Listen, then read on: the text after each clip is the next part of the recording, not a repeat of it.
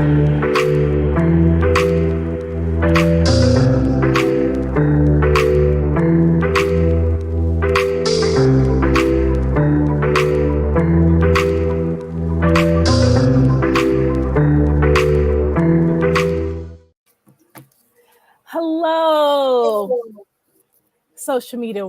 social media world. I am Marnese Jackson, and I am the executive director for the Midwest Building Decarbonization Coalition.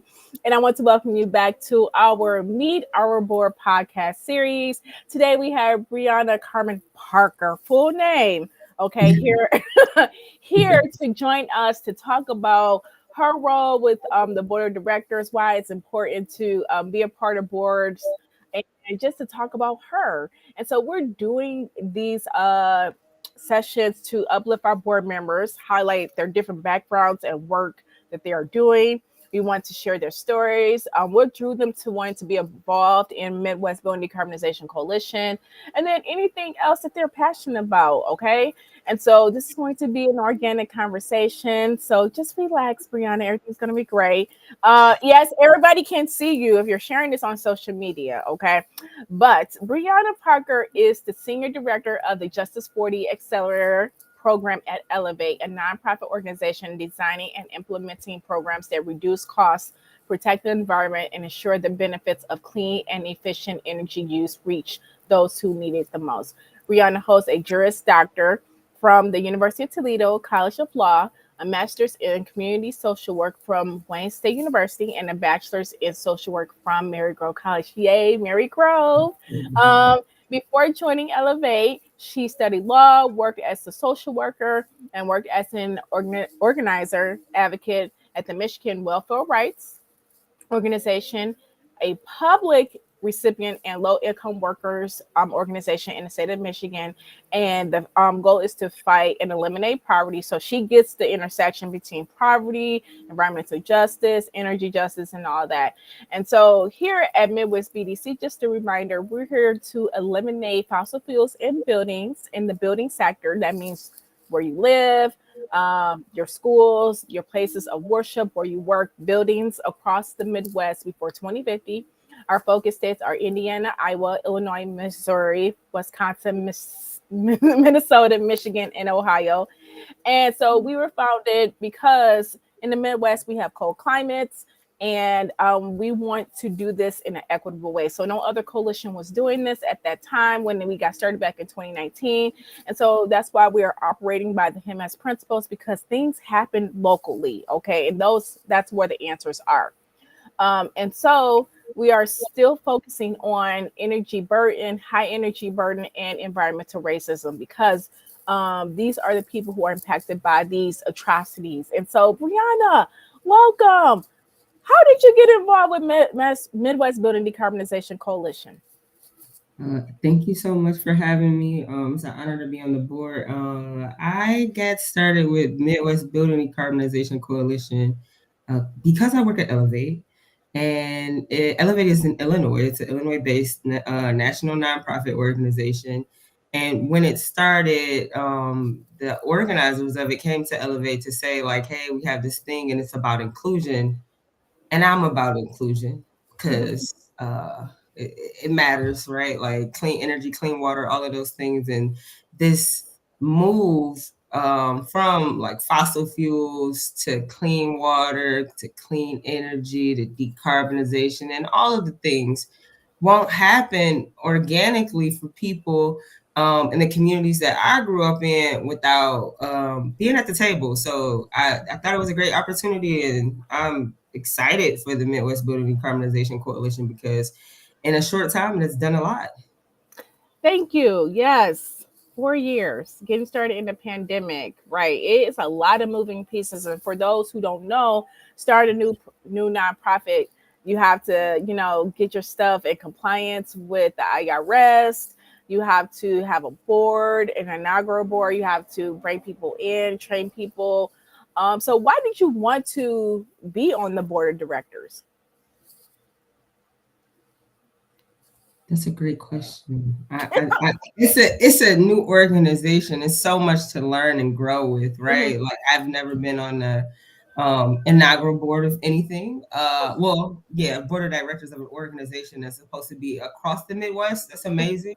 So I jumped at the opportunity because it's a great opportunity to learn and grow, and I have, and also to give my gifts to an organization that's doing great things.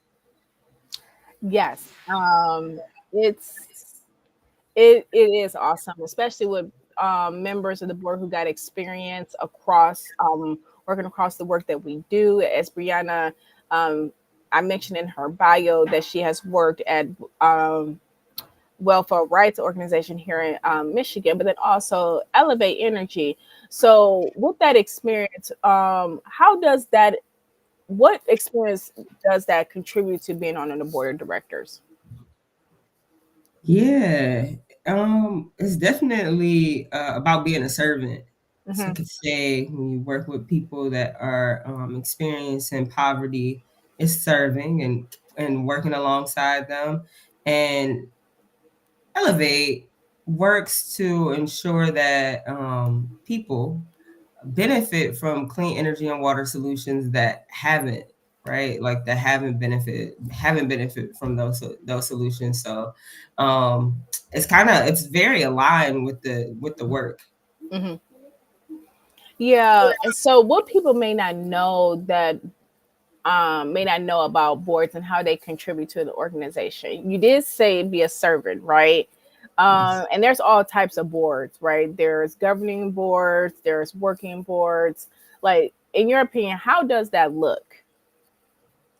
Yeah, so how a board starts off, because you got people, right, working together and they're like getting to know each other, and so a board can start off as a board that's just working. Hmm. I think the goal is to get to a place where a board of directors is visionary and just, out, talking about the organization. Hmm. Um, so it works in the way of meeting each other where we all are, right? Like meeting each other where we are, seeing the needs of the organization and trying to fill those needs, which is a process. It's a long process. It takes time.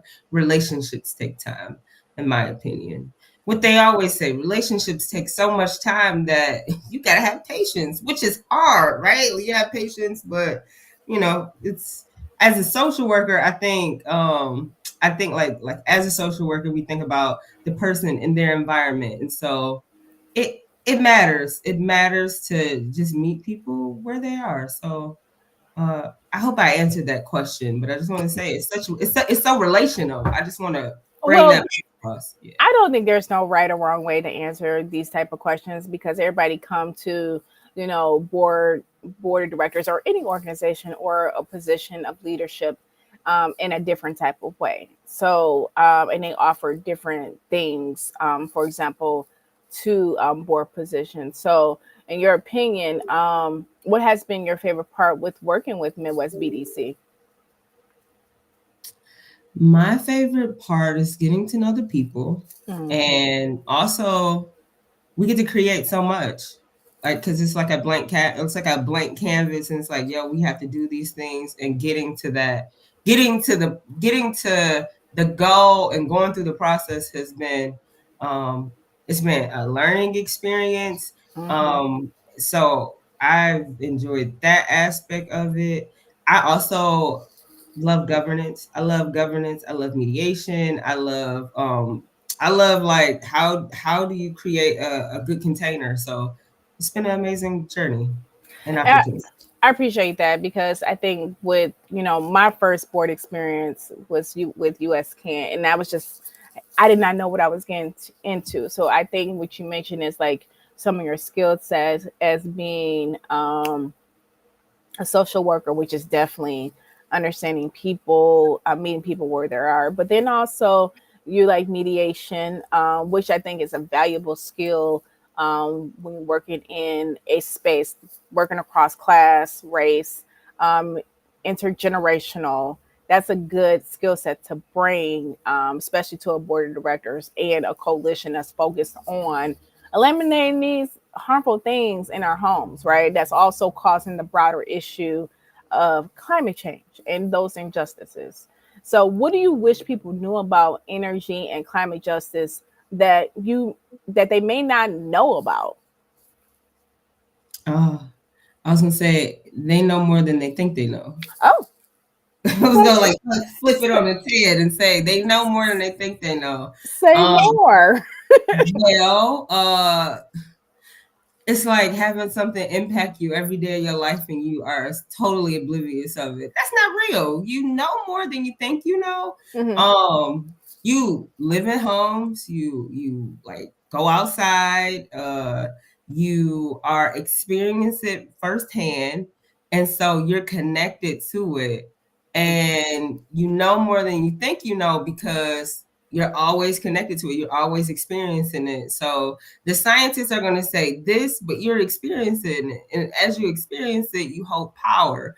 Mm-hmm. So we know that most, like in more like urban areas, there are lots of toxins in buildings, like asbestos, lead, all of the things are in these buildings.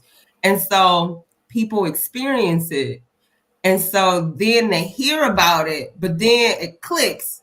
I've experienced that. I've experienced being like living in this home that has lots of lead, living in this home and being exposed to asbestos. So I think people know more than they think they know, and they have solutions. It's all in the house. I mean, uh, we talk about like how workforce development is so powerful and how it's the way of the future, to actually integrate and ensure inclusion happens. And so I think that people getting together and sharing knowledge is also important in this space. And so my message is, you know more than you think you know. Let's just get together. Let's join the fight. Like, hey, it's opportunities. Thank you for saying that, because it's like, say if we're doing like, when I tell people just like the basics of understanding building decarbonization, I'm like, you got a high utility bill, don't you? Right? Yeah, exactly. I think what we have to do as, people organizers and people who are in this area of work, we have to do better at telling people, like you just said, you know more than you think you know, right? You are experiencing it head on. But I think we have to do better with the messaging and getting these real life stories, like, and making those connections a little bit better and more reachable. That's how we build people power locally. Like, hey, this is not far. Just because the science is saying all these techie terms from the periodic table from chemistry class, okay, yes, that's one thing. Okay. But this is the outcome of all of that nasty stuff, right? So I wanted to ask, how can people who never had board experience, right, get involved with boards of organizations that they care about? What will be their process? The process of getting on a board. Well, there's organizations that exist to connect people to boards. Okay. But I think being a community person and just seeing what's out there, volunteering with your local organization, seeing what's going on, because there are ecosystems that already exist. Mm. I would also say there are free board trainings that just train people on being on a board. Um, Say and my more. yeah, Say there are. more. Yeah, they're affordable, right? I've seen some for free, but most are affordable. Um, yeah, like there are clinics that do free board trainings, and you know what? My best free board training is on YouTube University. Okay, what can't you learn on YouTube? That's just the thing. Like you can learn a lot on YouTube. Um, but yeah, work with local organizations. I mean, local nonprofit organizations are pillars of communities, and so Mm-hmm. make sure you plugging in with them. Make sure because that's that old saying that Martin Luther King said: anybody can serve, Mm-hmm. anybody can serve, and that's a beautiful thing. And we should be givers and give. And Okay. Oh, so my question is, should everyone serve on the board? Just because some people come to board positions for not notoriety. Like, okay, I'm on the board of whatever, a Ford. Okay, I'll just say that. I'm on the board of Ford. And I'm like, okay, so what do you actually do? yeah. Well, Right? I think determining roles on the board is so important, and having roles delegated and ensuring that you bringing something to the table. And you should not join a board if you're just doing it to say, I'm on this board. You know, I gotta have better intentions. It's energy, right? You put energy towards something and you're just doing it for show. I mean, that's what some people do, but I think your heart got to be in it. You want to join a board of something that you really care about, that makes sense to you, that helps move the needle, right? Because this is life. We only have one. So, And that's important. It's important, right? Because board members, they seem like they're not reachable, right? Like, they're not reachable. So it's like someone coming in, having a conversation about, say, the organizational dynamics, right? How do you make that better as a board member? Like, because you're in different spaces that I'm not in, and it's like you're like a walking advertisement of the organization, Midwest BDC, or any other board that you may sit on, right? So, and I tell people, like, you are pretty much the brand of the coalition. Or anything that you do, because you have your own personal brand. What are you putting out there? What are you portraying, right? As a board member. And because I said I was not going to mention that I was on any other boards, but hey, I plug that organization, right? Because I see that they're doing good work. And that I want them to achieve, like, say if I'm in a space with like a funder or something like that, I'm always plugging the organizations that I'm a part of. So I think with board members, you have to be an added value to the organization. Otherwise, what are you there for? Exactly. I don't get that. Briana, you've been knowing me for a long time. Essentially, everybody, just a reminder, the executive director reports to, if you didn't know this, I know I've been mentioning, reports to the board of directors, right? So essentially, Briana is my boss. But who's the boss in mine? I can barely tell you what to do. you can tell me what to do, but it's like, what the thing is like, we don't have that relationship where I'm gonna tell you what to do. And but essentially she's my boss, right?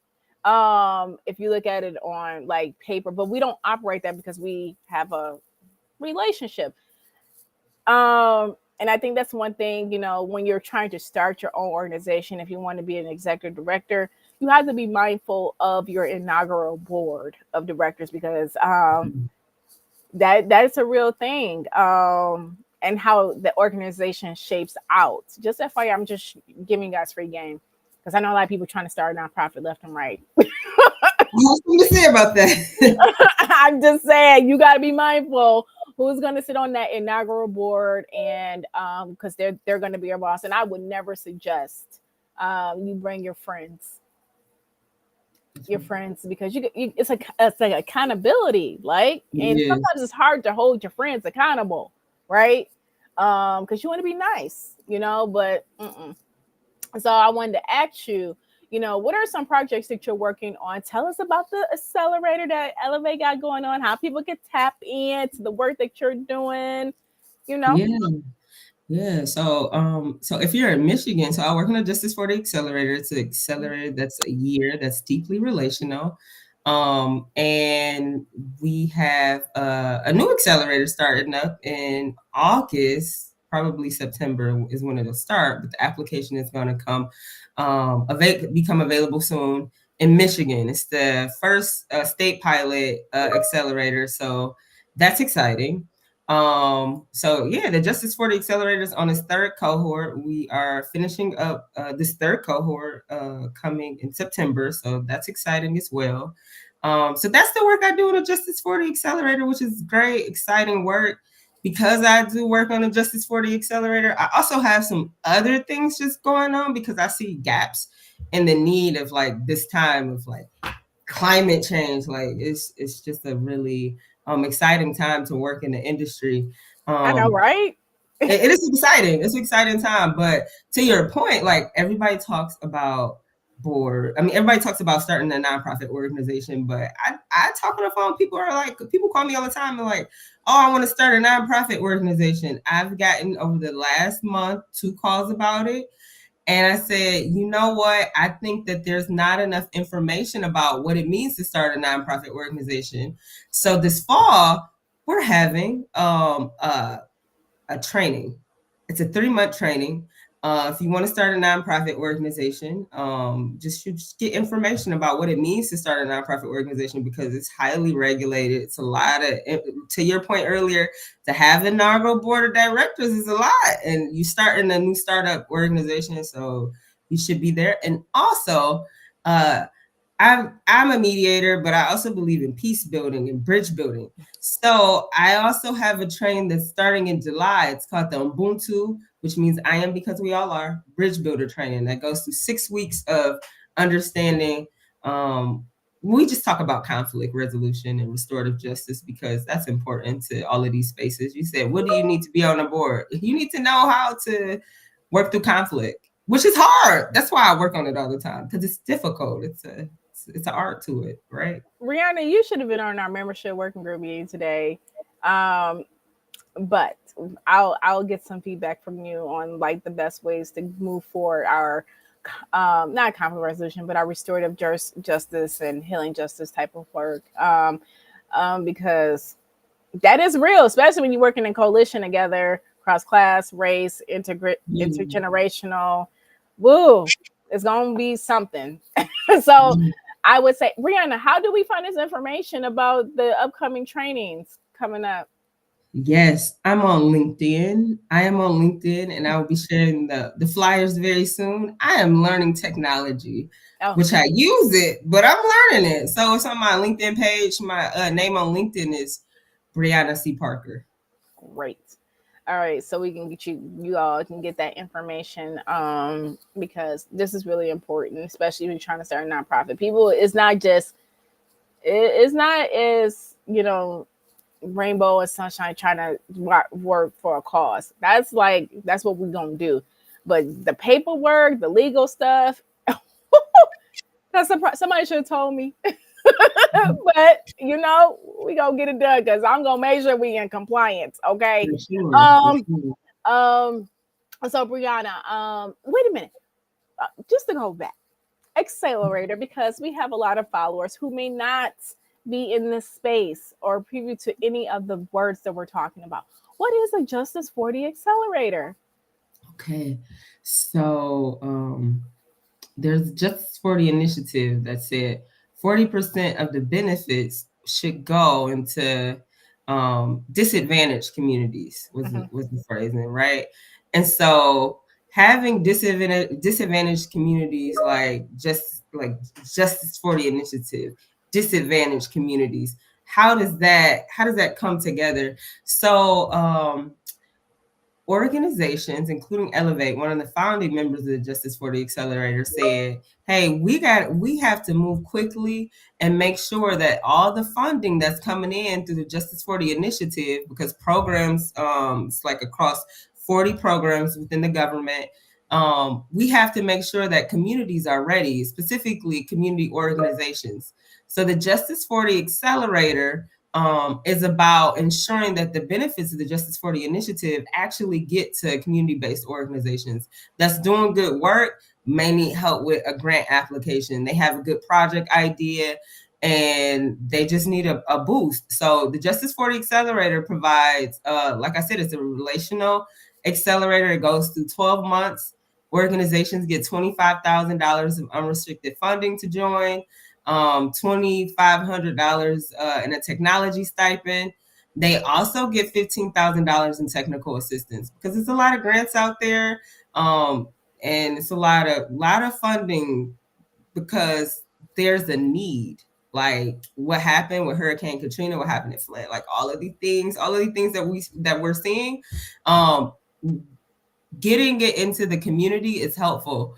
So that the rapid response that we know that's going to have to happen, we don't have to wait. We'll just have it. Okay. So is that only Michigan based? I'm getting that question. Is that only Michigan based, or is it going to be across the United States? So the National Accelerator is across the United States and its territories. And the Michigan Accelerator is specific to Michigan. It's less organizations in that accelerator, but It's a state-based, it's the first of its kind as a state-based accelerator. So all across Michigan, which is a really big state because the UP is all organizations, specifically those organizations that are in environmental justice communities. Mm-hmm. Okay. And it's partnered with EGLE, the state energy office in Michigan. Okay. Environment, Great Lakes, energy, so EGLE. EGLE. I should know this. Okay. See on the climate council, but I never get it right every time. I'm like, I don't know. It's a combination. Energy, yes. Environment, Great Lakes. Yes. Okay. All right. So Briana, what do you like doing in your spare time outside saving the world, the environment, energy justice? What are your passions? Well, I have a dog. His name is Chicago. He's a 70-pound pit bull lab, and so he's one of my joys. I like to walk. I've been walking 5 miles every morning starting this week. So after I walk 5 miles, I want to take a nap. But I'm like, no, you have to go to work and do all these things. And so I'm really struggling, but I like it. It gets my mind clear in the morning. So other than that, I like to travel. I want to travel the world. That's my goal, to get an RV and just drive around and then go across the world and just travel. I like to meditate. Meditation is something that I love to do, and read and listen to Audible books. Nice. Well, I'm glad you have a solid foundation and you're grounded. I look forward to hearing about your walking journey. So everyone, thank you so much for tuning in to talk to Briana Parker about Midwest BDC Decarbonization Coalition and the things that we're working on. So I appreciate all the hard work that you're doing. I look forward to you operationalizing a lot of this mediation, peaceful, and bringing all that awesome stuff to Midwest BDC and offering that to our members. And FYI, everyone, membership is free, okay? And coalition building is essentially trying to solve a cause that we all couldn't do together, that we couldn't do individually. That's why you come together, organizational, partner, individually, to solve and eliminate these nasty fossil fuels in buildings before 2050. That's why we're doing it. And so we look forward to being in coalition. I'll see you next time, Briana, in the next meeting. I believe it's on Monday. Yes. Thank you, Marnese. Thank you all. But just FYI, we do have some upcoming events coming up from Midwest BDC. We have our upcoming Train the Trainer training, TTTT, or 3 T's. Yes. So that's going to be a training on how you can take learning about Midwest BDC on the road to your respective states and cities. That will be trained by me, Maggie, and Jacob, and just take this show on the road because we're building coalition. So that's members have to get this word out about all the awesome stuff that we got going on in the coalition, and what we're doing to solve these issues and to eliminate nasty indoor air quality. So people, we got to get this out to our community. So you get it certified as a official Midwest BDC speaker ambassador. Yes, you get a certificate. I think we're gonna do another snazzy little token, like, hey, I'm a member, I can speak, right? And it's always a good resume builder. So I found that being part of a speaker ambassador, that hey, I got the certificate and I can speak on behalf of whatever. Okay, but you gotta get trained up. Let's see. We have something else coming up. We have our equity summit that's coming up in July. That is free. Our stuff is free. Okay.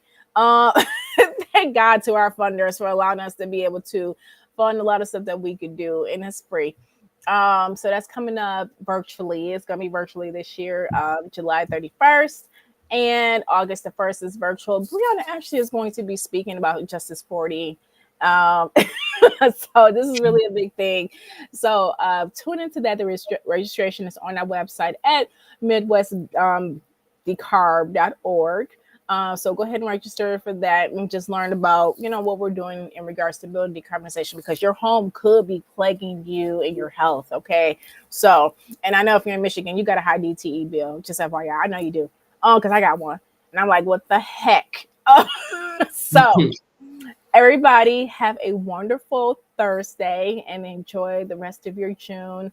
And I hope you have fun doing Juneteenth events if you are celebrating. I hope you're celebrating. I mean, there's a good reason to celebrate. But I mean, have a wonderful Thursday, everyone. Thank you. Bye, Briana. Bye. Peace.